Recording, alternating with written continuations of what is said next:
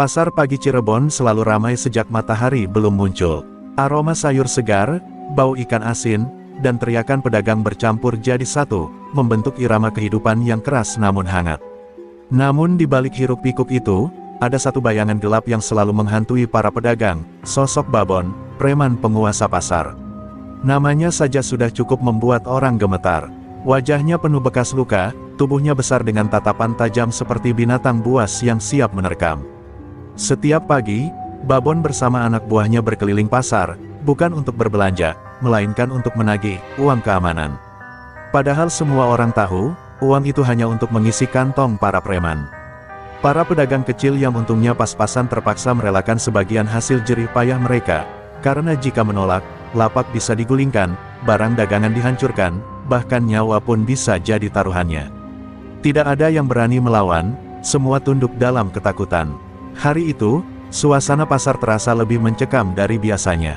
Babon datang lebih pagi, wajahnya tampak muram dan penuh amarah. Anak buahnya berteriak-teriak, menyuruh pedagang menyiapkan uang. Beberapa penjual tampak gemetar saat menyodorkan lembaran lusuh, berharap itu cukup untuk meredakan emosi sang penguasa. Namun Babon tidak pernah puas. Semakin besar ketakutan orang, semakin besar pula keserakahannya. Seorang ibu penjual sayur mencoba menawar, mengatakan dagangannya sepi. Namun, sebelum kata-katanya selesai, Babon menghantam meja kayu lapaknya hingga sayuran berserakan di tanah. "Jangan banyak alasan, kalau mau aman, bayar lebih," teriaknya. Si ibu hanya bisa menangis, memunguti dagangan yang jatuh sambil menyerahkan uang dengan tangan gemetar. Orang-orang hanya bisa melihat tanpa berani menolong. Semua terdiam, seolah pasar kehilangan suaranya. Babon menyeringai puas, merasa semakin berkuasa. Anak buahnya menertawakan pedagang yang lemah, seakan penderitaan mereka adalah hiburan. "Ingat, ini wilayah gue," teriak Babon sambil menghentakkan kakinya. Tidak ada yang berani menatap matanya. Semua kepala tertunduk, menahan amarah dalam hati yang tak berani meledak. Namun di tengah kepanikan itu, ada satu sosok yang berbeda. Seorang kakek tua dengan gerobak kecil berisi cilok sederhana. Rambutnya sudah memutih, wajahnya keriput, namun tatapannya tenang. Ia baru saja menyiapkan dagangannya di pojok pasar, seakan tidak terganggu dengan kegaduhan yang diciptakan Babon. Pedagang lain menatapnya khawatir, seolah ingin memberi isyarat agar berhati-hati. Babon pun memperhatikan kakek itu. Langkahnya terhenti, matanya menyipit. "Heh, kakek tua, lo baru jualan di sini, iya?" katanya dengan suara lantang. Pasar yang semula gaduh mendadak hening. Semua orang menahan napas, tahu apa yang akan terjadi selanjutnya. Bagi mereka, siapapun yang baru masuk pasar tanpa bayar setoran pasti akan jadi mangsa empuk. Kakek itu hanya tersenyum kecil, menunduk sopan. Dengan suara tenang, ia menjawab, "Saya hanya ingin jualan cilok, nak.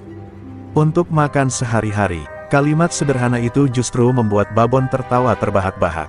Tawa kasar yang bergema di antara kios-kios pasar, membuat suasana semakin tegang.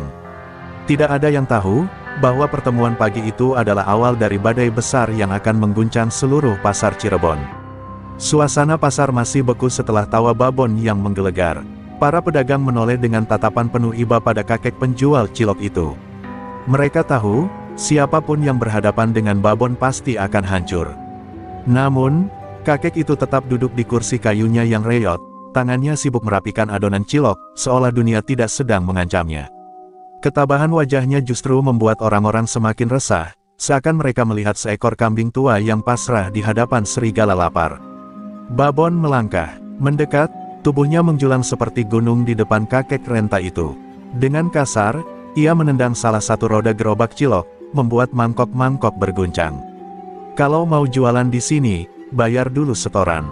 Lo pikir tempat ini gratis?" Suaranya menggelegar, membuat beberapa anak kecil yang ikut ibunya berjualan menangis ketakutan. Pedagang lain menunduk, tak berani bersuara, hanya bisa menggenggam erat hati mereka yang ikut perih. Kakek itu mengangkat wajahnya perlahan, matanya keriput tapi menyimpan ketenangan yang aneh. "Nak, saya baru pertama kali berjualan di sini. Untungnya pun belum seberapa. Kalau saya harus bayar, apa nanti cucu-cucu saya bisa makan?" Ucapnya pelan, namun jelas terdengar. Suaranya lembut, tidak melawan, tapi juga tidak menunjukkan rasa takut. Justru kalimat sederhana itu membuat pasar semakin hening, seolah semua orang menunggu dentuman berikutnya. Babon mendengus, lalu tertawa keras hingga urat lehernya menegang. "Cucu, jangan bawa-bawa cucu lo di sini. Gue gak peduli lo jualan buat siapa. Yang jelas, kalau lo gak bayar, jangan harap dagangan lo aman." Dengan kasar, ia menyambar satu tusuk cilok dari wadah, lalu menggigitnya. Ia mengunyah dengan penuh amarah, seolah sedang menghina kakek itu. "Hah, makanan kampung, gak layak dijual di pasar gue," katanya sambil membuang sisa cilok ke tanah. Gerobak kecil itu bergetar ketika anak buah Babon mulai mendorongnya dengan sengaja. Beberapa cilok jatuh bergulir ke tanah becek, terinjak oleh kaki yang lalu lalang. Para pedagang menahan napas, beberapa ingin menolong tapi takut pada amarah Babon. Hanya tatapan-tatapan penuh iba yang mereka berikan, namun itu pun tidak ada artinya di hadapan kekejaman. Kakek itu tetap duduk tenang, hanya tangannya yang perlahan mengepal di pangkuannya. Senyum tipisnya perlahan hilang, digantikan sorot mata yang lebih tajam, sorot mata yang anehnya membuat sebagian orang merasa merinding. Seperti ada sesuatu yang lama terkubur, yang perlahan bangkit dari dalam dirinya. Namun Babon tidak menyadarinya, terlalu sibuk menertawakan kekuasaan yang ia pamerkan. "Dengar, Kek," ucap Babon sambil menunduk, wajahnya hanya beberapa jengkal dari wajah kakek itu, "gue kasih lo satu kesempatan. Besok lo datang bawa uang setoran. Kalau enggak, jangan pernah mimpi bisa jualan di pasar ini lagi." Ia menepuk pundak kakek itu dengan keras, seakan memberi peringatan terakhir. Tawa anak buahnya pecah lagi, menusuk telinga setiap orang yang ada di sana. Kakek itu menunduk, menarik napas panjang, lalu menjawab dengan suara yang tetap tenang namun tegas, "Saya hanya ingin mencari nafkah dengan jujur. Kalau itu salah di mata kalian, biarlah saya terima risikonya." Kata-katanya membuat pasar kembali sunyi. Tidak ada yang berani bicara. Di mata orang-orang, kakek itu tampak terlalu rapuh untuk melawan. Tapi entah mengapa, dalam keheningan itu, semua orang merasa ada badai besar yang perlahan sedang mendekat. Pagi berikutnya, pasar Cirebon kembali ramai seperti biasa. Namun di balik kesibukan itu, ada kegelisahan yang membayang. Bisikan tentang kakek cilok yang berani menolak Babon sudah menyebar dari mulut ke mulut. Para pedagang menunggu dengan hati cemas, karena mereka tahu Babon tidak akan tinggal diam. Dan benar saja, dari kejauhan terdengar suara langkah-langkah berat disertai tawa kasar. Babon dan anak buahnya kembali berpatroli. Gerobak cilok milik Karta, nama kakek itu, sudah siap sejak fajar. Wajahnya tetap tenang, tangan keriputnya cekatan menusuk adonan cilok ke tusukan bambu. Senyumnya masih ramah pada pembeli kecil yang datang, seakan tidak ada ancaman yang mengintai. Namun beberapa pedagang di sekitarnya hanya bisa menggelengkan kepala, tak habis pikir bagaimana kakek tua itu bisa setegar batu karang di hadapan badai. Babon datang dengan langkah menghentak, langsung menuju gerobak cilok. Wajahnya dipenuhi rasa puas, seperti singa yang sudah yakin mangsanya tidak bisa lari. "Nah, ini dia," kakek keras kepala. Suaranya menggema, membuat orang-orang terhenti dari aktivitasnya. "Mana uang setoran yang gue minta kemarin?" Ia menyodorkan telapak tangannya dengan kasar, penuh keyakinan bahwa kakek itu akan tunduk pada kekuasaan pasar. Karta mengangkat wajahnya perlahan, menatap Babon dengan sorot mata yang tenang. "Nak, maafkan saya, dagangan kemarin hanya cukup untuk beli beras. Saya tidak punya uang lebih. Kalau harus bayar, biarlah dagangan saya ini jadi gantinya." Ia lalu menyodorkan satu bungkus cilok dengan tulus, seolah berharap kebaikan masih ada di hati sang preman. Namun, bagi Babon, kata-kata itu hanyalah bahan ejekan. Dengan geram, Babon menyambar bungkusan itu, lalu melemparkannya ke tanah hingga isinya berhamburan. "Lo pikir gue ini siapa? Gue bukan bocah kampung yang bisa dibujuk sama cilok murahan lo," teriaknya. Anak buahnya langsung menendang gerobak Karta, membuat beberapa panci jatuh bergemuruh. Pasar mendadak gaduh, namun tidak ada satupun yang berani mendekat. Semua hanya bisa menyaksikan dari jauh. Tubuh Karta sedikit berguncang akibat benturan gerobaknya, tapi ia tetap tidak bergeser dari kursinya. Sorot matanya kini berubah, tidak lagi sekadar tenang, tapi menyimpan bara yang jarang terlihat. Ia mengepalkan tangannya di atas lutut, menahan sesuatu yang selama ini berusaha ia kubur dalam-dalam. Namun ia masih memilih diam, membiarkan Babon mengumbar amarahnya di depan semua orang.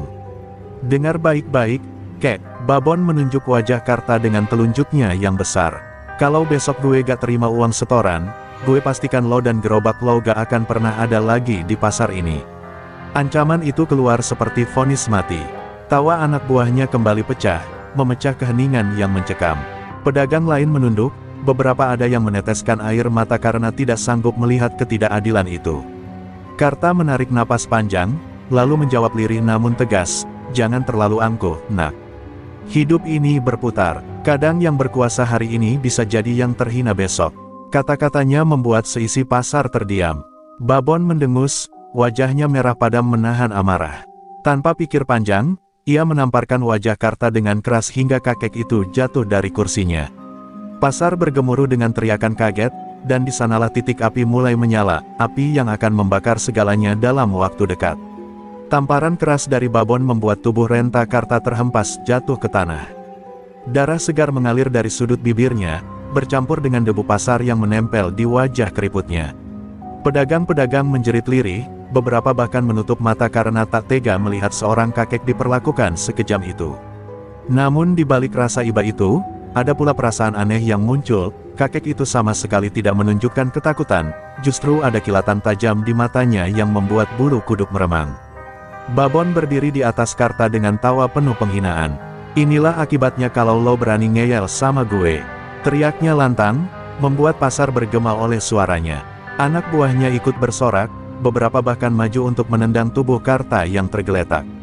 Mereka ingin mengajari kakek itu pelajaran agar tak ada lagi pedagang yang berani melawan peraturan pasar Babon. Namun ketika salah satu anak buah Babon mengayunkan kakinya ke arah tubuh Karta, sesuatu yang mengejutkan terjadi. Dengan gerakan cepat dan presisi, tangan keriput Karta meraih pergelangan kaki itu, memutar dan menghentakkan ke tanah. Seketika terdengar suara krek, yang membuat semua orang bergidik.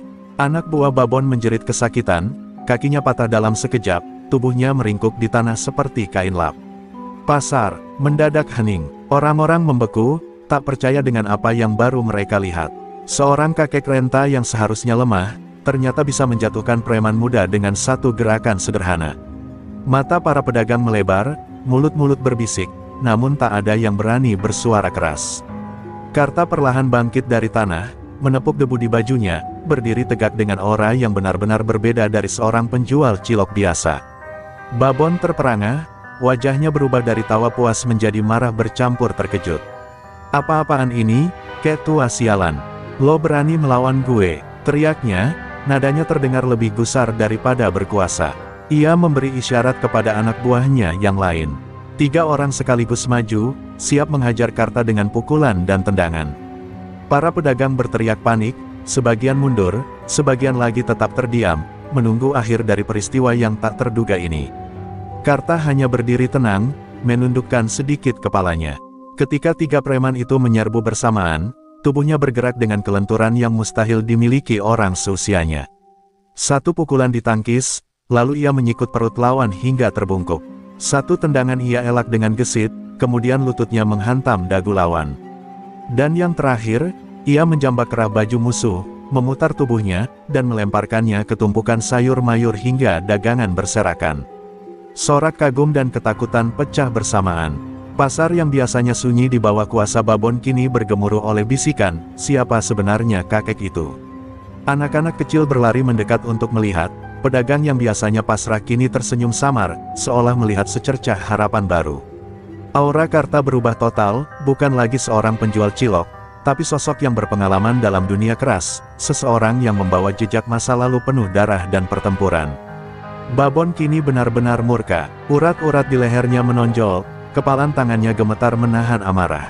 Ia tidak hanya merasa dipermalukan, tapi juga ditantang di wilayah kekuasaannya sendiri.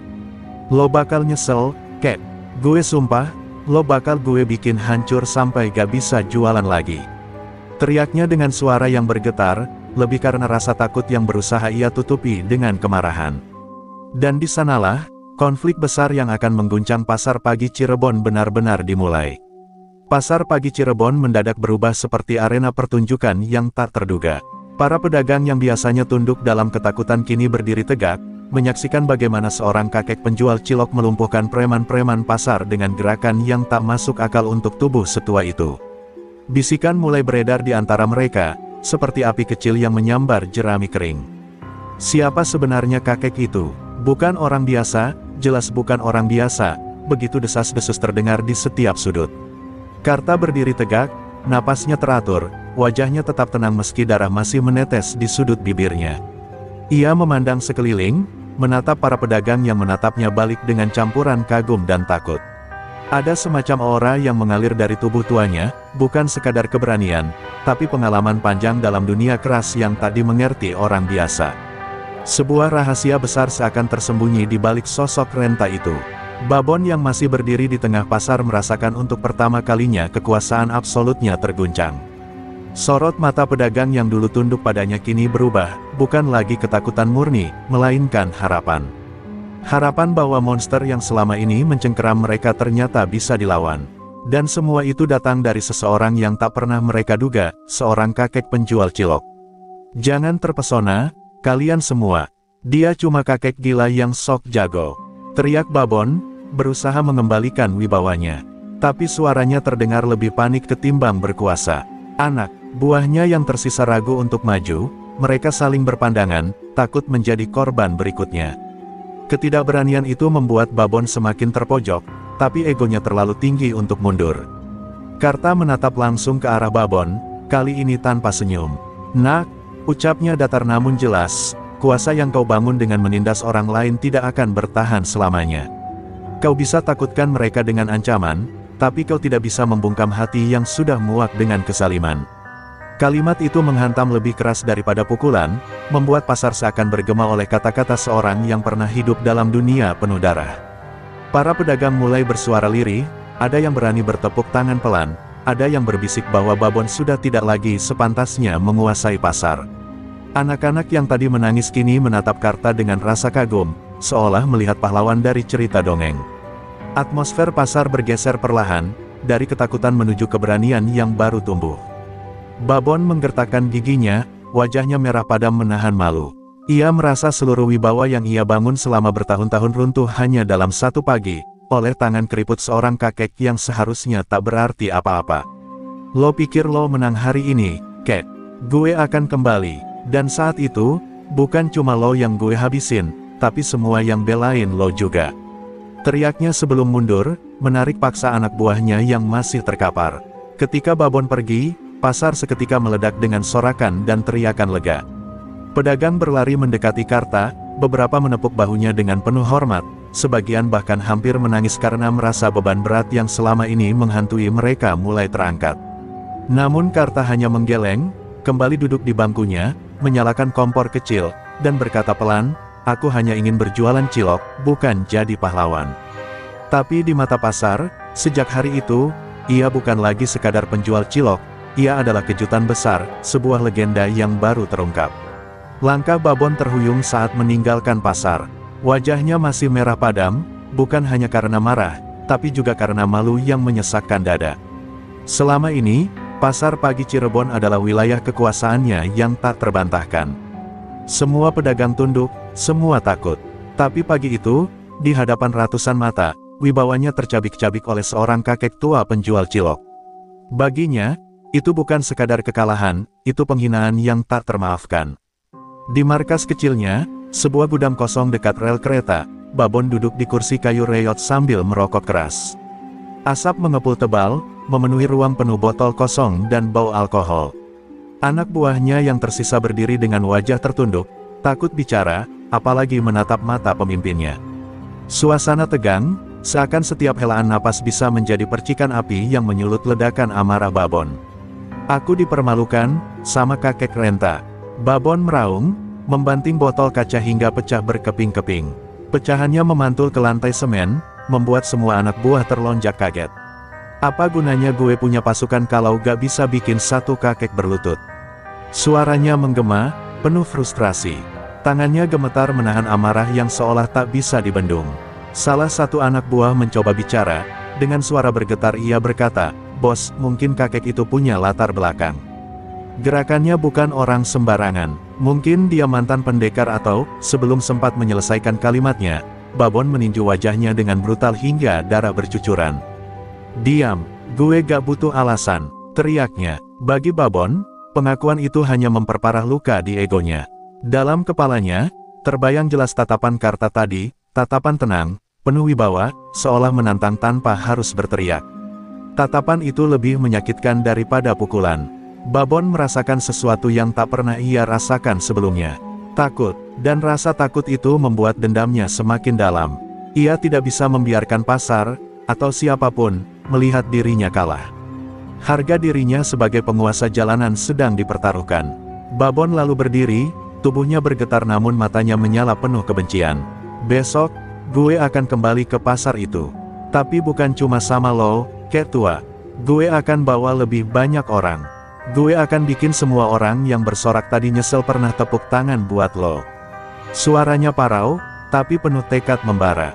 Anak buahnya saling pandang, antara takut sekaligus kagum pada ambisi pemimpin mereka. Di luar, malam perlahan turun. Cirebon diselimuti hawa lembab, sementara di pasar, pedagang-pedagang masih membicarakan kejadian pagi tadi. Sebagian merasa lega, sebagian masih takut balasan Babon. Sementara itu, di gerobak kecilnya, Karta duduk diam menatap langit. Ia tahu badai belum selesai, justru baru dimulai. Dalam dirinya, perasaan lama yang sudah lama ia kubur mulai bangkit, naluri seorang petarung jalanan yang tak pernah benar-benar mati. Dan di dua tempat yang berbeda, dua jiwa bertolak belakang tengah menyimpan amarah dan tekad. Babon dengan dendam yang membara, Karta dengan ketenangan seorang yang berpengalaman dalam darah dan luka. Pertarungan mereka bukan lagi soal uang setoran, tapi soal harga diri, soal siapa yang berhak menguasai pasar pagi Cirebon. Keesokan harinya, pasar pagi kembali riuh seperti biasa, namun di balik teriakan pedagang dan hiruk-pikuk pembeli, ada satu topik yang tak henti dibicarakan, kakek penjual cilok yang menghajar preman Babon. Dari ujung ke ujung, desas-desus menyebar, setiap mulut menambahkan bumbu, membuat kisah itu semakin melegenda. Ada yang bilang kakek itu mantan jawara, ada yang menyebutnya eks-tentara, bahkan ada yang berbisik bahwa dia punya ilmu hitam. Pasar, yang biasanya penuh ketakutan, kini dipenuhi rasa penasaran bercampur harapan. Karta sendiri tetap berjualan seperti biasa. Tangannya cekatan mengaduk adonan cilok, senyumnya ramah pada pembeli, seolah tak terjadi apa-apa kemarin. Namun di balik ketenangan itu, beberapa orang mulai mendekat, mencoba menggali siapa sebenarnya dirinya. Seorang bapak tua penjual ikan, yang sudah berjualan puluhan tahun di pasar itu, menatap Karta dengan sorot penuh keraguan. "Aku seperti pernah lihat wajahmu," kata si bapak sambil menatap tajam. "Dulu, di tahun-tahun 80-an, ada seorang petarung jalanan, dijuluki Macan Hitam Cirebon. Dia menguasai gelanggang-gelanggang liar dari Jakarta sampai Semarang. Dan wajahmu, mirip sekali dengannya." Kata-kata itu membuat beberapa pedagang lain terperanjat. Mereka menoleh, penasaran, menunggu jawaban dari Karta. Karta terdiam sesaat, tangannya berhenti mengaduk adonan. Matanya menerawang jauh, seolah terseret kembali ke masa lalu yang penuh darah dan suara teriakan. Senyum yang biasanya menghiasi wajahnya hilang, digantikan sorot mata yang berat dan penuh luka. "Macan hitam itu sudah lama mati," ucapnya pelan, tapi cukup jelas untuk membuat semua yang mendengar merinding. Bisikan langsung menyebar cepat di antara pedagang. "Benarkah dia macan hitam? Itu legenda hidup." Tak heran Babon kalah. Kabar itu semakin membesar, membuat pasar semakin yakin bahwa kakek cilok bukan orang biasa. Sebagian pedagang merasa lebih aman, tapi sebagian lagi justru takut, khawatir pertarungan antar dua legenda bisa menyeret mereka semua ke dalam bahaya. Sementara itu, di sudut pasar, beberapa mata-mata Babon mendengarkan semua percakapan. Mereka segera berlari kembali ke markas untuk melaporkan apa yang mereka dengar. Mendengar kabar itu, Babon menggeretakkan giginya. "Macan hitam? Hah, jadi lo bukan kakek biasa, bagus. Itu berarti kalau gue berhasil ngalahin lo, nama gue bakal lebih besar dari lo." Urat di lehernya menegang, dendamnya semakin membara. Karta menatap gerobaknya, tangannya yang keriput menyentuh gagang kayu yang sudah mulai retak. Ia menghela napas panjang. "Aku hanya ingin hidup tenang, kenapa masa lalu selalu mengejarku?" Gumamnya lirih, nyaris tak terdengar. Namun tatapannya kembali tegas, seakan ia tahu badai yang lebih besar sedang mendekat. Dan di pasar itu, legenda lama yang seharusnya sudah terkubur mulai bangkit kembali, pelan-pelan terbongkar lewat bisikan-bisikan. Nama macan hitam Cirebon yang dulu ditakuti banyak orang kini kembali hidup, tapi bukan dalam arena pertarungan liar, melainkan di balik gerobak cilok seorang kakek tua. Malam itu, setelah pasar bubar dan para pedagang pulang ke rumah masing-masing, Karta masih duduk di samping gerobak kecilnya. Lampu minyak yang redup menerangi wajahnya yang letih. Suasana sepi membuat pikirannya melayang jauh ke masa silam, masa yang sudah lama ia kubur, tapi kini perlahan menggeliat kembali. Bayangan pertarungan, darah, dan sorakan orang-orang yang haus kekerasan datang silih berganti, menghantam ketenangan batinnya. Ia teringat pada masa mudanya, saat masih gagah dan dijuluki macan hitam Cirebon. Saat itu, dunia jalanan adalah kehidupannya. Ia bertarung dari satu gelanggang ke gelanggang lain, menghadapi lawan-lawannya tanpa pernah gentar. Setiap pukulan yang ia lepaskan, setiap kuncian yang ia lakukan, membuat namanya semakin besar. Tapi kebesaran itu dibayar mahal, darah, luka, dan permusuhan yang tak ada habisnya. Di salah satu sudut ingatan, muncul wajah seorang perempuan muda, istrinya, Sari. Wajah yang penuh senyum, yang selalu menunggu kepulangannya setelah ia bertarung. Namun senyum itu lama-lama pudar, tergantikan air mata dan ketakutan. Sari sering memohon padanya untuk berhenti, untuk meninggalkan dunia penuh kekerasan. Tapi Karta muda saat itu buta oleh ambisi, lebih memilih menjadi legenda jalanan ketimbang suami yang tenang. Hingga suatu malam, ketika ia pulang dari pertarungan paling brutalnya, ia menemukan rumahnya kosong. Hanya ada secarik surat, berisi pesan singkat, "Aku tidak sanggup lagi melihatmu berdarah-darah demi harga diri yang tak pernah kenyang. Aku pergi, semoga kau suatu hari sadar." Surat itu menjadi hantaman paling keras dalam hidupnya, lebih sakit daripada dipukul puluhan kali di arena. Sejak saat itu, hidup Karta berubah. Ia meninggalkan dunia jalanan, membuang semua julukan dan kebanggaan palsunya. Ia memilih hidup sederhana, berjualan cilok untuk sekadar bertahan hidup. Baginya, itu adalah cara untuk menebus dosa, meski ia tahu, luka masa lalu tak akan pernah benar-benar sembuh. Dan kini, setelah puluhan tahun, luka itu terasa terbuka kembali karena ulas seorang preman pasar bernama Babon. Karta mengusap wajahnya, matanya basah meski ia berusaha menahan. "Aku sudah berjanji takkan kembali ke jalan darah itu," gumamnya. Tapi kejadian kemarin, saat ia terpaksa melawan, membangunkan sesuatu yang lama terkubur dalam dirinya. Naluri seorang petarung.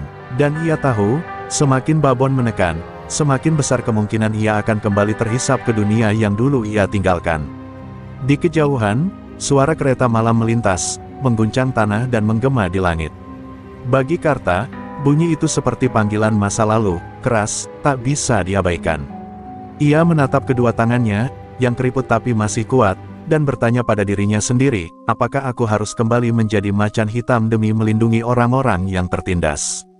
Dan di tengah kesunyian malam Cirebon, Karta sadar bahwa luka lama yang ia coba sembuhkan justru sedang menuntunnya kembali pada takdir yang sama, takdir seorang petarung. Pagi itu pasar Cirebon tak lagi sama. Kegembiraan pedagang setelah Karta menghajar Babon perlahan berubah menjadi ketakutan baru. Babon, yang merasa harga dirinya diinjak-injak, mengirimkan anak buahnya menyusuri setiap lorong pasar.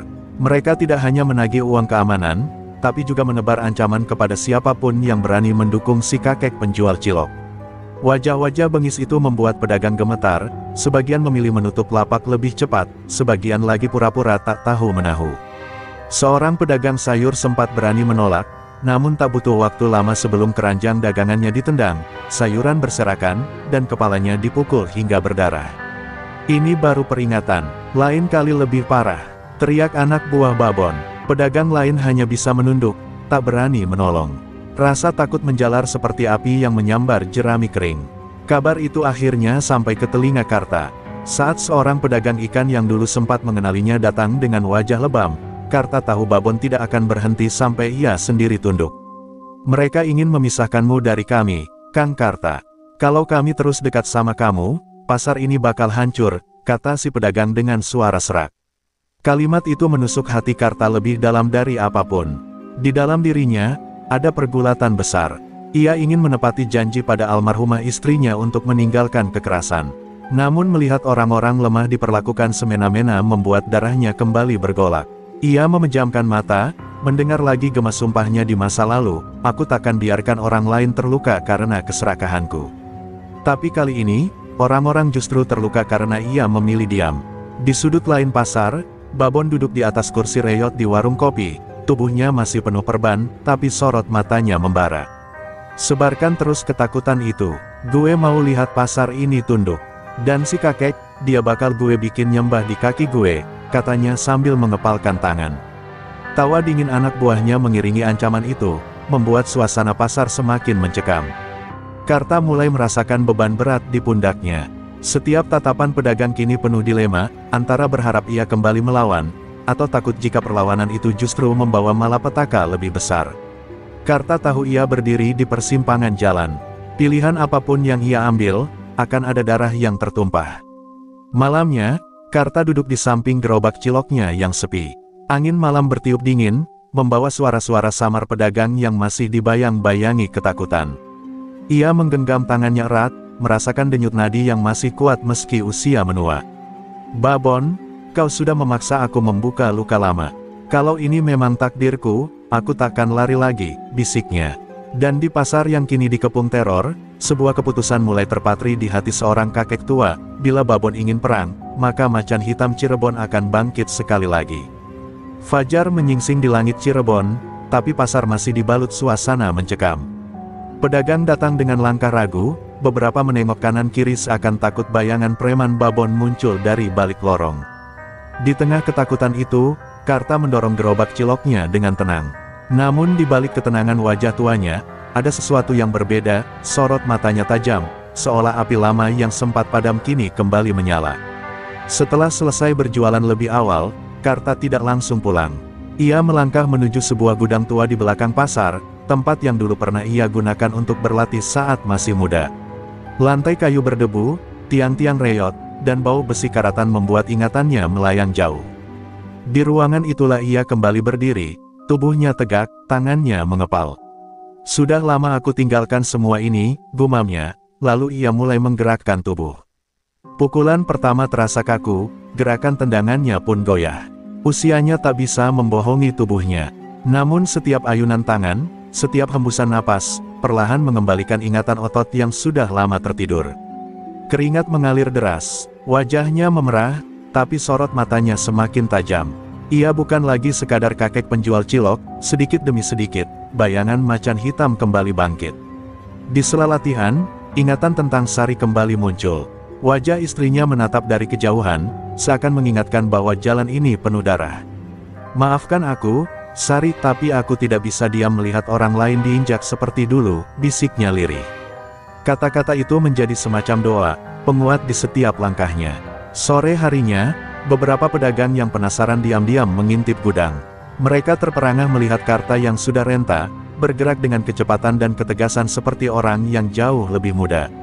Pukulan tangannya menghantam udara dengan suara tajam, kakinya menghantam tiang kayu hingga retak. Rasa kagum dan harapan mulai tumbuh di hati mereka. Kabar bahwa macan hitam berlatih lagi cepat menyebar. Pedagang yang tadinya takut mulai merasakan ada cahaya kecil di tengah kegelapan teror Babon. "Kalau kakek itu benar-benar kembali, mungkin kita punya harapan," bisik salah seorang pedagang kain. Harapan itu pelan-pelan berubah menjadi semangat, meski masih dibalut rasa takut. Di sisi lain, Babon pun mendengar kabar itu. Alih-alih gentar, wajahnya malah menyeringai. "Bagus, gue pengen buktiin kalau gue lebih kuat dari legenda tua itu. Gue bakal remukin tulangnya satu-satu," katanya sambil menghantam meja, membuat anak buahnya terdiam ngeri sekaligus kagum. Dan malam itu, di antara suara jangkrik dan angin yang membawa aroma laut Cirebon, macan hitam benar-benar lahir kembali. Tak ada lagi jalan mundur. Pertarungan besar antara masa lalu dan masa kini hanya tinggal menunggu waktu. Pagi berikutnya, pasar pagi Cirebon tampak seperti biasa, namun di balik teriakan tawar-menawar ada aura berbeda yang sulit disembunyikan. Para pedagang mulai saling berbisik, saling menatap dengan isyarat yang sama, mereka tidak lagi sepenuhnya takut. Kehadiran Karta yang diam-diam berlatih lagi memberi mereka secercah harapan. Walau kecil, harapan itu cukup untuk membuat beberapa orang berani mengambil langkah. Seorang pedagang ikan mendekati Karta dengan hati-hati.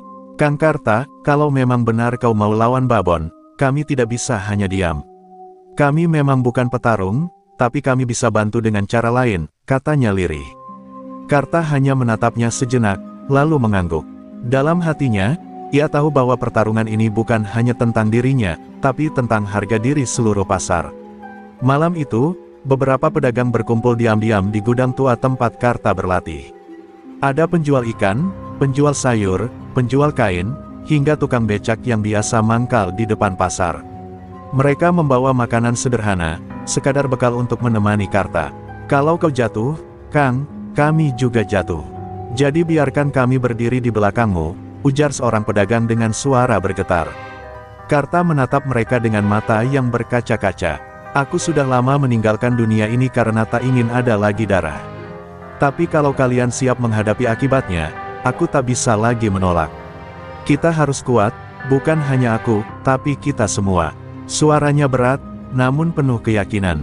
Kata-kata itu membuat semangat para pedagang menyala, meski dalam hati mereka masih ada ketakutan. Sejak saat itu, pasar mulai bergerak diam-diam. Pedagang yang punya kenalan di kampung menghubungi sanak saudara untuk berjaga-jaga. Tukang becak mengatur jalur keluar masuk pasar untuk berjaga jika ada serangan mendadak. Bahkan beberapa pemuda pasar mulai berlatih dasar-dasar bela diri yang Karta ajarkan dengan sederhana. Semua itu dilakukan sembunyi-sembunyi, agar mata-mata Babon tidak curiga. Namun meski ada persiapan, ketegangan tetap terasa. Beberapa pedagang masih ketakutan, takut jika Babon tahu mereka membantu Karta, maka mereka akan jadi korban pertama. Karta menyadari hal itu, dan justru itulah yang membuat tekadnya semakin kuat. Ia tidak boleh kalah, karena jika ia tumbang, seluruh pasar akan hancur. Di sisi lain, Babon yang mendapat laporan tentang gerakan samar di pasar semakin berang. "Mereka kira bisa ngelawan gue dengan modal kakek tua itu. Hahaha, gue bakal kasih pelajaran. Gue bakal bikin pasar itu jadi neraka buat mereka semua," teriaknya. Anak buahnya segera diperintahkan untuk bersiap, tanda bahwa bentrokan besar sudah di depan mata. Dan di tengah persiapan senyap itu, pasar pagi Cirebon berubah menjadi ladang perlawanan. Pedagang kecil yang biasanya hanya memikirkan dagangan kini menyatukan nyali mereka di belakang seorang kakek tua, macan hitam yang siap kembali bertarung, bukan hanya demi dirinya, tapi demi semua yang ingin hidup tanpa diperas dan diinjak-injak. Malam itu, langit Cirebon digelayuti mendung berat. Pasar yang biasanya sepi setelah senja tiba-tiba berguncang oleh teriakan. Puluhan anak buah Babon datang menyerbu, wajah mereka penuh amarah, tangan menggenggam kayu, rantai, dan golok kecil. Mereka tak lagi sekadar menagih, melainkan benar-benar berniat menebar teror. Lapak-lapak ditendang, gerobak didorong hingga terbalik, dan barang dagangan dilempar ke jalanan. Pasar yang baru saja menemukan harapan kini kembali diguncang ketakutan. Seorang pedagang sayur yang kemarin sempat ikut berlatih dengan Karta berusaha melawan, tapi segera dihantam kayu hingga jatuh pingsan. "Inilah akibatnya kalau kalian berani sok melawan Babon," teriak salah satu preman. Suaranya menggema di tengah kegelapan. Para pedagang lain hanya bisa menjerit, sebagian berlarian mencari tempat aman, sebagian lagi menangis menyaksikan hasil kerja keras mereka hancur dalam sekejap. Karta yang mendengar keributan itu dari gudang tua segera berlari, tubuh tuanya bergerak secepat mungkin. Ketika ia tiba, pandangannya langsung membeku melihat kerusakan yang terjadi. Gerobak-gerobak terbalik, ikan-ikan berceceran di tanah, sayuran diinjak-injak, dan darah menetes dari wajah pedagang yang tak berdaya. Sesuatu dalam dirinya meledak, tangannya mengepal, matanya menyala penuh amarah. "Cukup!" teriak Karta dengan suara menggelegar. Para preman yang tengah merusak pasar terhenti sejenak, menoleh, dan tertawa sinis.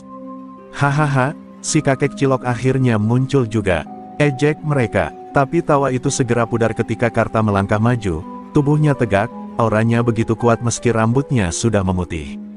Di mata mereka, seolah yang berdiri bukan lagi kakek tua, melainkan bayangan seekor macan yang siap menerkam.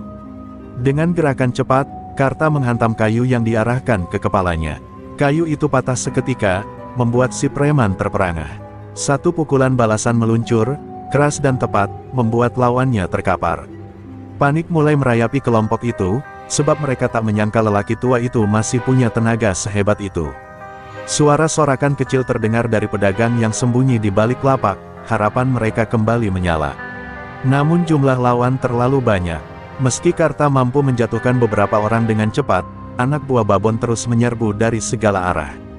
Karta menggeram, tubuhnya bergerak lincah, tapi di balik kelincahan itu ada kenyataan pahit, usianya sudah tak muda lagi. Napasnya mulai berat, keringat bercucuran, tapi semangatnya tak goyah. Ia berjuang bukan hanya untuk dirinya, melainkan untuk semua orang di pasar. Di kejauhan, Babon muncul dengan tubuh besar dan tatapan bengis. Ia berdiri di atas tumpukan peti kayu, menatap Karta yang sedang dikepung anak buahnya. Akhirnya lo keluar juga, macan hitam. Teriaknya, suaranya menggelegar seperti guntur. Malam ini gue bakal buktiin kalau macan tua cuma singa ompong. Lo bakal gue remukin di depan semua orang. Dan di pasar yang porak-poranda, dua legenda jalanan, satu dari masa lalu dan satu dari masa kini, akhirnya berdiri berhadapan. Udara dipenuhi ketegangan, pedagang yang bersembunyi menahan napas, dan takdir pun seolah menunggu detik berikutnya, bentrokan antara macan hitam dan Babon, pertarungan yang akan menentukan nasib pasar pagi Cirebon. Langkah Babon berderap berat saat ia turun dari tumpukan peti, setiap pijakannya seperti mengguncang tanah. Tubuhnya yang besar dan penuh otot berkilat diterpa lampu-lampu pasar yang bergoyang tertiup angin. Anak buahnya segera mundur, memberi ruang pada sang pemimpin, sementara Karta berdiri tegak di tengah reruntuhan lapak. Mata mereka bertemu, dua pasang mata dengan sejarah berbeda, satu penuh dendam muda yang menyala-nyala, satu lagi dipenuhi luka lama namun tak goyah. Babon menyeringai, giginya berderet seperti binatang buas yang lapar. Gue udah lama dengar cerita lo, macan hitam. Tapi semua legenda akhirnya harus mati. Malam ini, giliran lo. Suaranya dingin, penuh keyakinan. Karta hanya menghela napas panjang, lalu menurunkan sedikit posisinya, kaki kanan di depan, tangan terkepal rapat. Kalau kau pikir aku akan tunduk, kau salah besar. Aku tidak bertarung demi nama, tapi demi orang-orang yang kau tindas. Tak ada lagi kata-kata. Babon meluncur lebih dulu, tinjunya besar seperti palu menghantam udara. Karta menggeser sedikit tubuhnya, pukulan itu hanya menghantam kosong. Dengan cepat, Karta membalas dengan serangan siku ke arah perut, membuat tubuh Babon sedikit tertekuk. Sorakan tertahan terdengar dari para pedagang yang mengintip di balik lapak. Namun Babon bukan lawan sembarangan. Meski perutnya dihantam, ia tetap berdiri tegak. Dengan teriakan garang, ia meraih kerah Karta dan mencoba mengangkat tubuh kakek tua itu. Semua orang menjerit, mengira Karta akan dibanting ke tanah. Tapi dalam sekejap, Karta meloloskan diri dengan kuncian lengan yang membuat Babon terpaksa melepaskannya. Tubuh tua itu berputar, menghantamkan lutut ke sisi tubuh Babon hingga ia terhuyung. Benturan demi benturan membuat udara di pasar bergemuruh. Babon menyerang dengan kekuatan brutal, sementara Karta mengimbangi dengan kecepatan dan teknik yang matang. Tubuh tua itu bergerak seperti bayangan, menghindari, menyelinap, lalu menyerang balik dengan presisi. Para pedagang menahan napas, mata mereka berbinar antara ngeri dan kagum. Tapi waktu mulai menjadi musuh Karta. Nafasnya tersengal, dadanya naik turun cepat. Usia tidak bisa sepenuhnya ditutupi, dan Babon tahu itu. Ia mulai menekan dengan lebih gila, setiap pukulannya memaksa Karta mundur selangkah demi selangkah. Suara kayu pecah, teriakan preman, dan jeritan pedagang bercampur jadi satu, menciptakan suasana neraka di pasar. Pada satu momen, Babon berhasil menghantam dada Karta dengan pukulan keras. Tubuh kakek itu terpental menabrak gerobak ciloknya yang terbalik. Suara kayu pecah bergema, membuat semua yang melihatnya menjerit. Karta terhuyung, darah menetes di sudut bibirnya, tapi tatapan matanya tetap menyala. Ia menahan tubuhnya dengan satu tangan, lalu berdiri lagi, meski jelas tubuhnya goyah. Babon mendekat perlahan, wajahnya penuh kemenangan. Lihat, gue bilang juga apa, lo udah tua, gue yang jadi raja di pasar ini, bukan lo. Teriaknya, tapi di balik darah dan luka, Karta justru tersenyum tipis. Pertarungan ini, baru dimulai.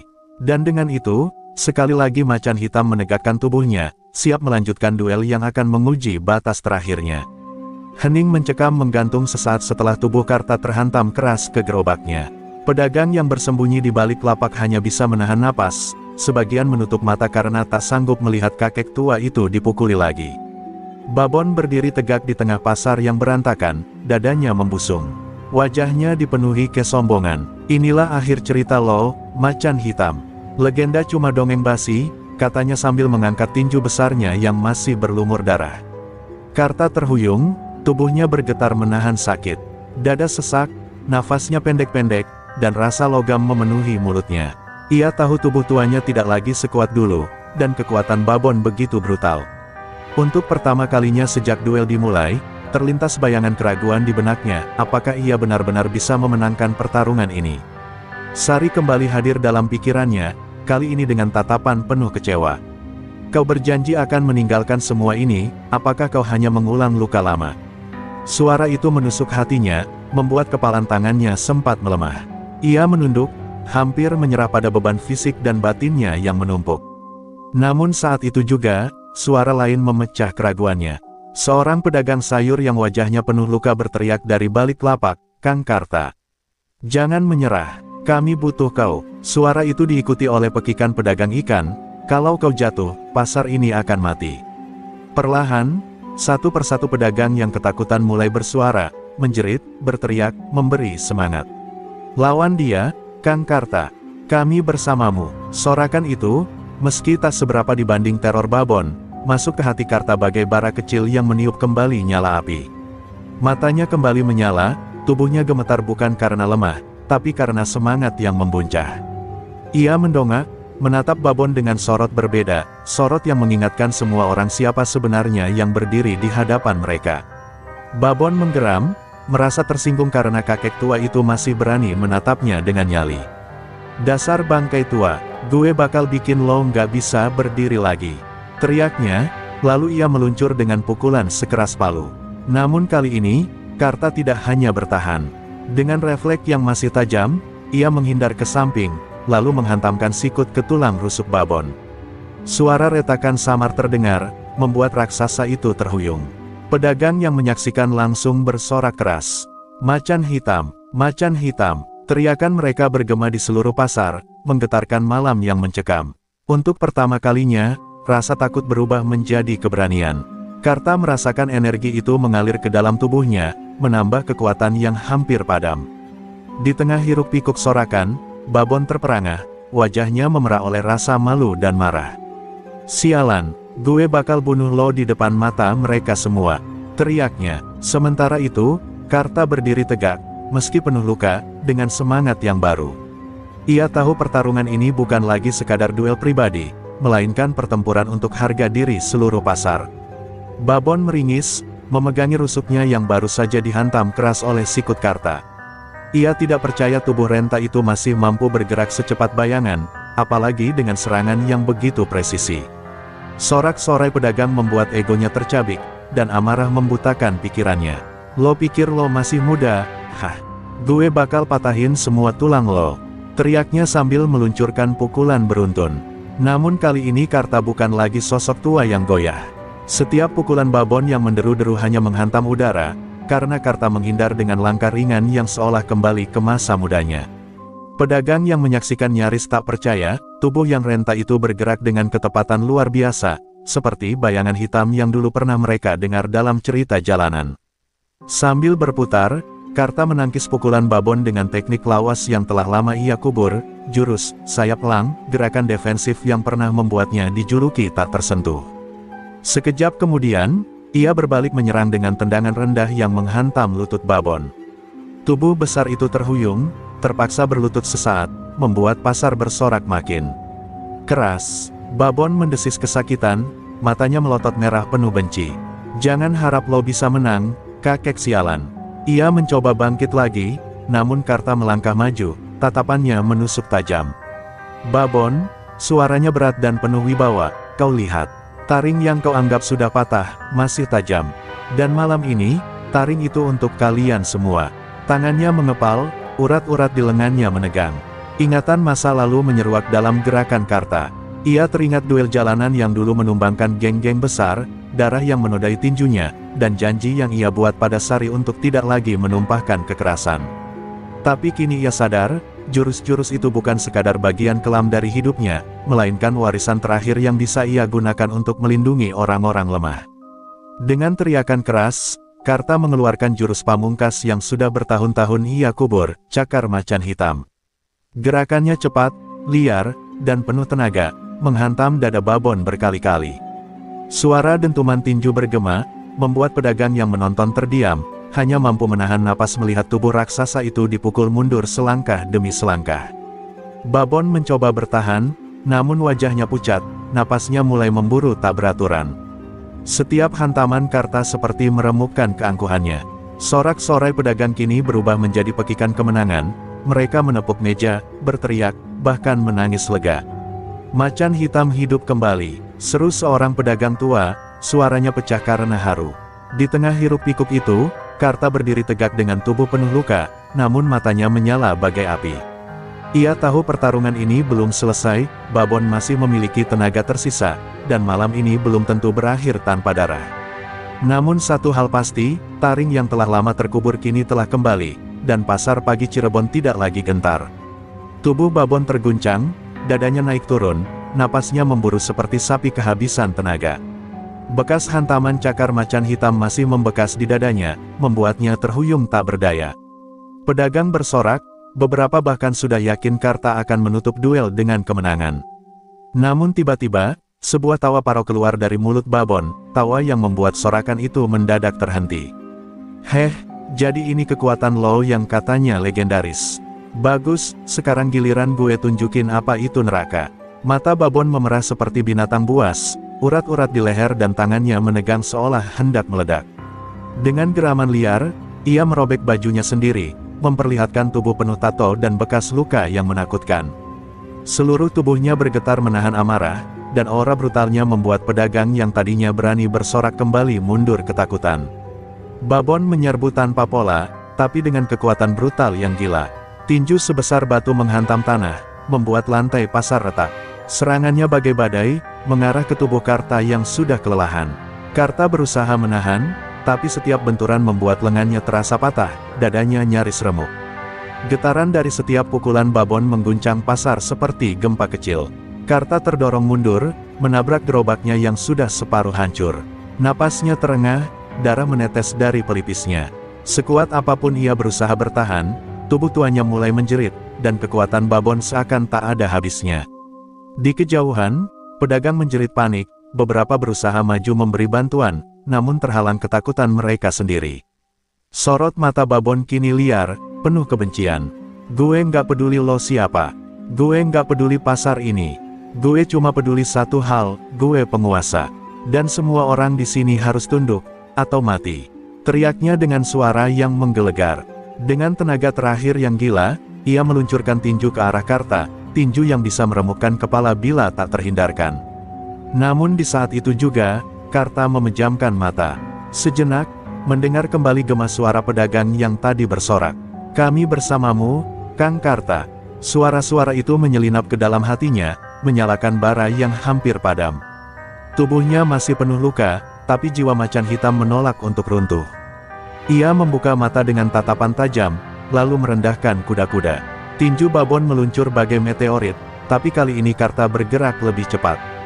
Dengan tenaga yang tersisa, ia menghindar tipis, lalu menghantam perut Babon dengan siku keras, tepat di ulu hatinya. Tubuh raksasa itu terguncang, napasnya tersedak, wajahnya memucat. Untuk pertama kalinya malam itu, amarah Babon terbentur pada ketangguhan yang lebih besar dari sekadar otot. Pedagang berteriak histeris melihat Babon terhuyung, beberapa menangis lega, beberapa menutup wajah karena tegang. Pertarungan belum berakhir, tapi satu hal jelas, Babon memang mengamuk dengan amarah membara, tapi di hadapannya berdiri seorang legenda yang bertarung bukan untuk dirinya sendiri, melainkan untuk seluruh jiwa di pasar pagi Cirebon. Karta terhuyung setelah melancarkan serangan siku ke ulu hati Babon. Tubuh tuanya sudah tak sanggup lagi menanggung tekanan duel panjang itu. Setiap helaan napas seperti ditusuk pisau, setiap gerakan membuat darah hangat merembes dari luka-luka di tubuhnya. Tangannya bergetar, matanya berkunang, tapi tekadnya tetap berdiri kokoh. Ia tahu, sekali ia roboh, pasar ini akan jatuh kembali ke tangan kegelapan.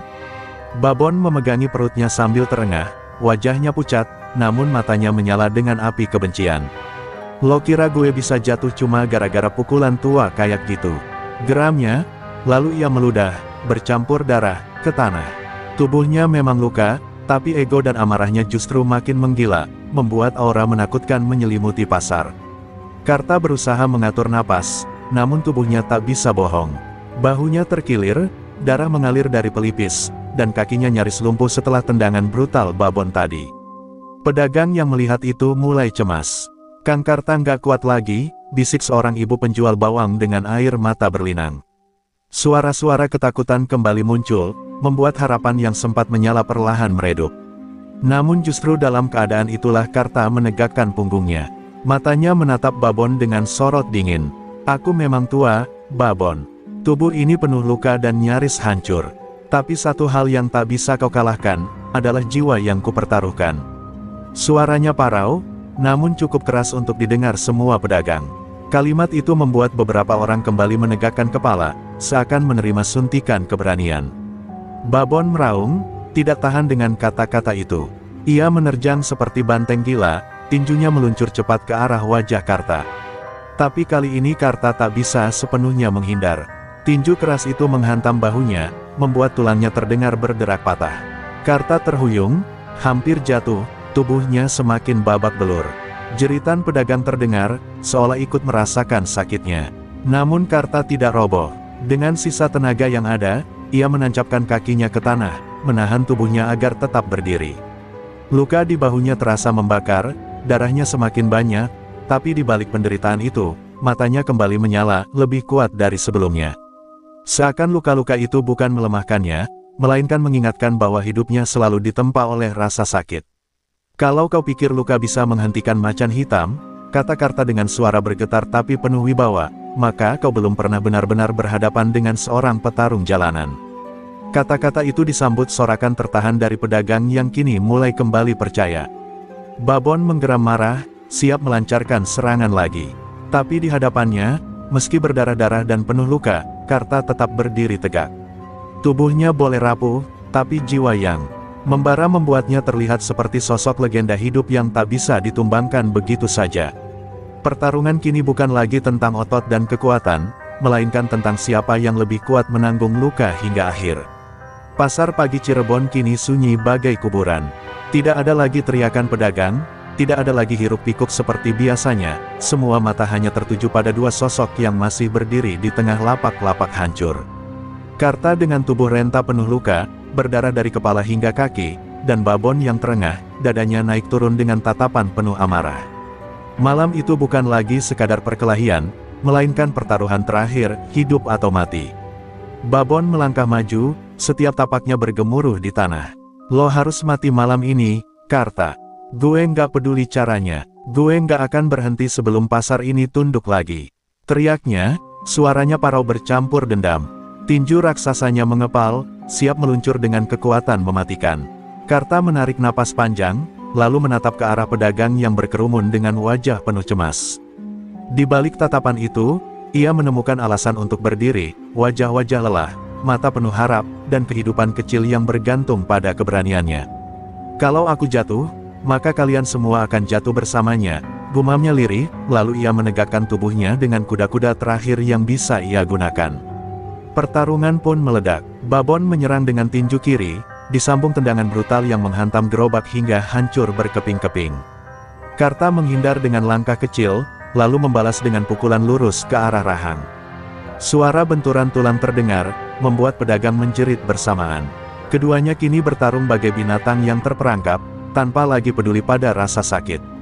Babon berhasil menghantam perut Karta dengan lutut keras, membuat sang kakek hampir muntah darah. Namun di saat bersamaan, Karta menghantam dada Babon dengan teknik cakar macan hitam, menancapkan seluruh tenaga terakhirnya pada serangan itu. Mereka berdua sama-sama terhuyung, tubuh gemetar, namun tetap memaksa diri untuk tidak jatuh lebih dulu. Pedagang menangis menyaksikan duel maut itu. Ada yang menutup wajah, ada yang berdoa dengan lirih, ada pula yang berteriak menyemangati Karta meski suara mereka pecah oleh rasa takut. Malam itu pasar bukan lagi sekadar tempat berdagang, melainkan arena sejarah yang akan menentukan apakah mereka akan merdeka atau kembali dalam bayang-bayang teror. Babon mengerahkan tenaga terakhirnya, meraung seperti binatang liar, lalu meluncurkan tinju pamungkas ke arah wajah Karta. Sang kakek tahu, bila ia gagal menahan pukulan itu, segalanya berakhir. Dengan sisa tenaga, ia melompat ke depan, menyambut pukulan itu dengan gerakan terakhir, sebuah hantaman balik yang menyatukan semua luka, amarah, dan cinta pada pasar ini. Dentuman keras mengguncang udara. Waktu seakan berhenti. Tubuh Karta dan Babon sama-sama terpental ke arah berlawanan, terkapar di tanah berdebu. Sunyi kembali menyelimuti pasar, hanya tersisa degupan jantung ribuan orang yang menunggu dengan cemas, siapa yang masih mampu bangkit, dan siapa yang akan terkubur malam ini. Debu perlahan turun setelah benturan mematikan itu. Pasar pagi Cirebon terdiam bagai dunia kehilangan suara. Hanya terdengar detak jantung orang-orang yang berkerumun, seakan seluruh pasar ikut menunggu vonis terakhir dari langit. Di tanah yang penuh darah dan pecahan kayu, dua tubuh tergeletak, Karta dan Babon, sama-sama tak bergerak, sama-sama seperti tak bernyawa. Pedagang saling pandang, sebagian mulai menangis, sebagian lain menjerit lirih. Kang Karta, suara seorang ibu pecah, menggema di tengah hening. Beberapa pria mencoba maju, namun langkah mereka terhenti karena ketakutan masih menyelimuti. Jika Babon bangkit, mereka semua akan celaka. Lama tak ada pergerakan, angin malam menerobos celah-celah pasar yang hancur, membawa aroma anyir darah dan keringat. Seorang pedagang tua menutup wajahnya dengan kedua tangan, berdoa dalam hati. Ya Allah, beri kami pertolongan, jangan biarkan kami kembali dikuasai iblis itu. Tiba-tiba, sebuah gerakan kecil terlihat. Babon menggeliat, tangannya meraih tanah, mencoba menopang tubuhnya yang berat. Pedagang langsung panik, jeritan terdengar di sana-sini. Dia bangun, Babon bangun lagi. Suasana yang sempat penuh harapan berubah jadi histeria ketakutan. Namun saat Babon mencoba berdiri, tubuhnya goyah. Ia berlutut, wajahnya pucat pasi, napasnya megap-megap seperti orang sekarat. Darah segar mengalir dari mulutnya, membasahi dada bertato itu. Sialan, gue nggak mungkin kalah sama kakek renta, gumamnya dengan suara serak, berusaha bangkit sekali lagi. Di sisi lain, tubuh Karta juga mulai bergerak. Perlahan, dengan tangan berlumur darah, ia menancapkan lutut ke tanah, lalu mencoba berdiri. Sorot matanya redup, tapi api kecil masih menyala di dalamnya. Pedagang bersorak tertahan, seakan takut sorakan mereka akan memadamkan semangat sang kakek. Momen itu terasa abadi, dua tubuh hancur, dua jiwa keras kepala, masih berusaha bangkit di tengah pasar yang menjadi saksi. Namun jelas terlihat, Karta berdiri lebih tegak, meski darahnya terus menetes, sementara Babon hanya berlutut, tubuhnya tak lagi mampu menopang kebenciannya. Sunyi kembali menyelimuti pasar, semua orang menahan napas, menunggu kepastian, siapa yang akan benar-benar jatuh untuk terakhir kali. Babon berusaha menegakkan tubuhnya, kedua tangannya menekan tanah yang sudah penuh darah dan pecahan kayu. Urat-urat di lehernya menegang, matanya merah menyala, namun tubuhnya tak lagi patuh pada amarahnya. Setiap kali ia mencoba bangkit, lututnya bergetar hebat lalu kembali jatuh menghantam tanah. Tidak, gue nggak mungkin kalah, gue penguasa di sini, raungnya, tapi suaranya kini hanya terdengar seperti bisikan putus asa. Di hadapannya, Karta berdiri dengan tubuh penuh luka, terhuyung namun masih tegak seperti pohon tua yang menolak tumbang meski badai telah mengamuk. Pedagang menatapnya dengan mata berkaca-kaca, menyaksikan sosok yang selama ini mereka kira hanyalah kakek penjual cilok, kini menjelma menjadi simbol harapan yang nyata. Dengan langkah berat, Karta maju mendekati Babon. Setiap hentakan kakinya menggema di tengah pasar yang sunyi, menimbulkan rasa gentar bagi mereka yang menyaksikan. Babon mendongak, matanya masih dipenuhi kebencian, namun tubuhnya sudah menolak perintah. Ia hanya bisa berteriak serak, "Jangan mendekat, Karta. Jangan dek." Sebuah tinju perlahan, namun penuh keyakinan, mendarat di wajah Babon. Tidak keras, tidak brutal, tapi cukup untuk mematahkan sisa-sisa perlawanan yang ia punya. Tubuh raksasa itu terjatuh telentang, kepalanya menghantam lantai pasar yang dingin.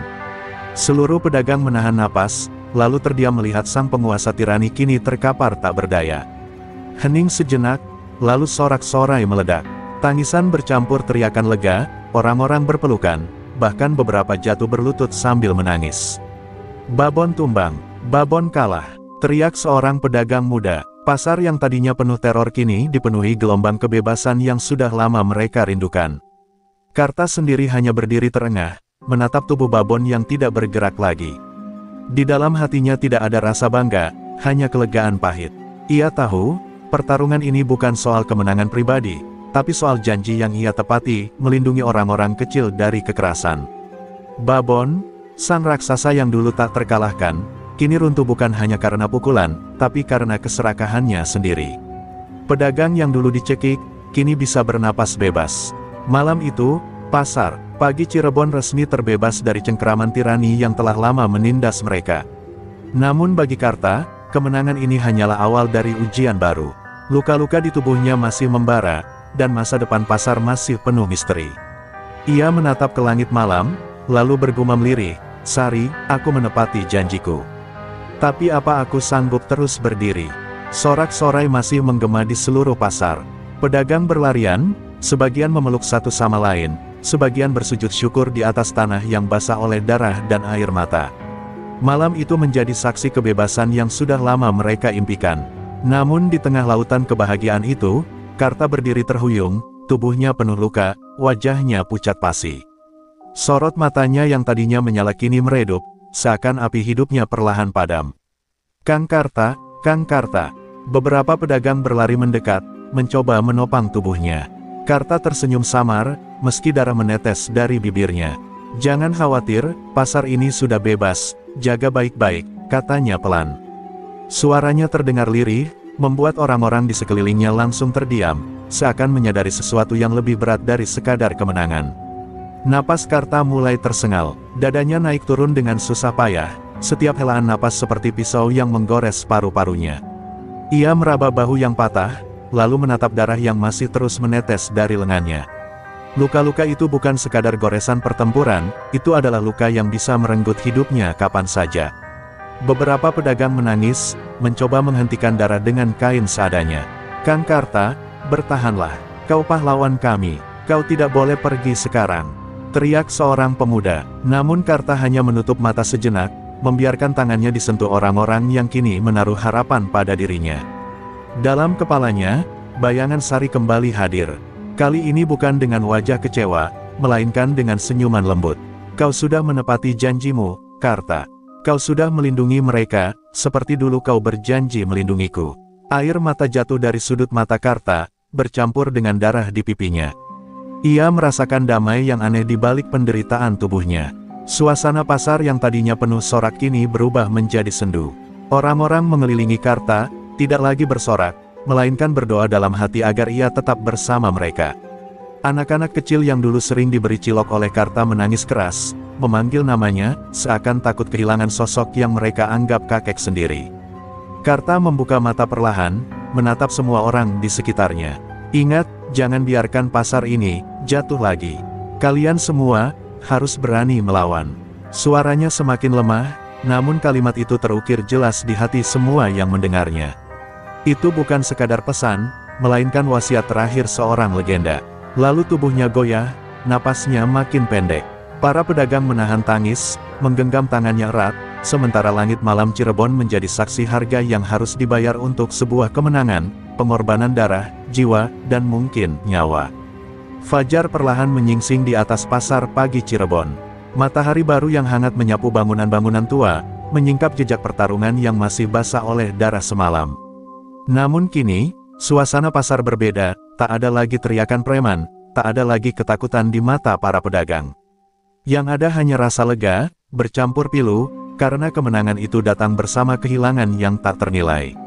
Karta, sang penjual cilok yang dulu dianggap hanya kakek renta, kini terbujur tenang di sebuah tikar sederhana. Wajahnya teduh, seakan ia tertidur damai setelah menuntaskan janji terakhirnya. Di sekelilingnya, pedagang dan warga pasar berkumpul, menangis dalam hening, menyadari bahwa pahlawan mereka telah benar-benar pergi. "Dia bukan sekadar penjual cilok," ucap seorang ibu pedagang sayur dengan suara bergetar. "Dia adalah penjaga pasar ini, malaikat yang dikirim untuk menyelamatkan kita." Ucapannya membuat banyak orang kembali menitikkan air mata. Anak-anak kecil yang dulu sering menerima cilok gratis darinya meletakkan bunga-bunga liar di dekat tubuhnya, seakan memberikan penghormatan terakhir. Malam itu, para pedagang sepakat untuk tidak membiarkan pengorbanan Karta sia-sia. Mereka bersatu, membersihkan pasar, menyingkirkan sisa-sisa kekuasaan Babon, dan berjanji tidak akan membiarkan premanisme kembali tumbuh di tanah itu. Nama Karta menjadi simbol perlawanan, sebuah panji yang akan selalu mereka junjung tinggi. Hari-hari berikutnya, setiap sudut pasar dipenuhi cerita tentangnya. Para pedagang menyebutnya, Singa Tua Pasar Pagi, sebuah julukan yang membuat anak-anak tumbuh dengan kisah keberanian, dan orang dewasa belajar arti perjuangan. Kisahnya menyebar dari mulut ke mulut, hingga jauh melampaui batas kota, menjadi legenda tentang seorang kakek penjual cilok yang menumbangkan Raja Preman. Di sebuah sudut pasar, gerobak cilok Karta tetap berdiri. Pedagang-pedagang lain menjaganya, membersihkannya setiap hari, dan menjadikannya tugu kecil untuk mengenang jasanya. Di sana, orang-orang sering datang, bukan hanya untuk berdoa, tetapi juga untuk mengingat bahwa keberanian bisa lahir dari tempat paling sederhana. Waktu pun berlalu, namun nama Karta tak pernah pudar. Bagi mereka yang pernah merasakan ketakutan di bawah cengkeraman babon, Karta bukan sekadar pahlawan, ia adalah lambang harapan. Lambang bahwa satu orang, meski renta dan terlupakan, bisa mengubah nasib ratusan jiwa hanya dengan keberanian dan tekad. Dan setiap kali fajar menyingsing di pasar pagi Cirebon, orang-orang selalu percaya bahwa arwah Karta masih berjalan di antara mereka. Menjaga, mengawasi, dan memastikan pasar itu tetap merdeka. Legenda itu hidup selamanya, menjadi kisah abadi seorang kakek penjual cilok yang mati sebagai legenda jalanan.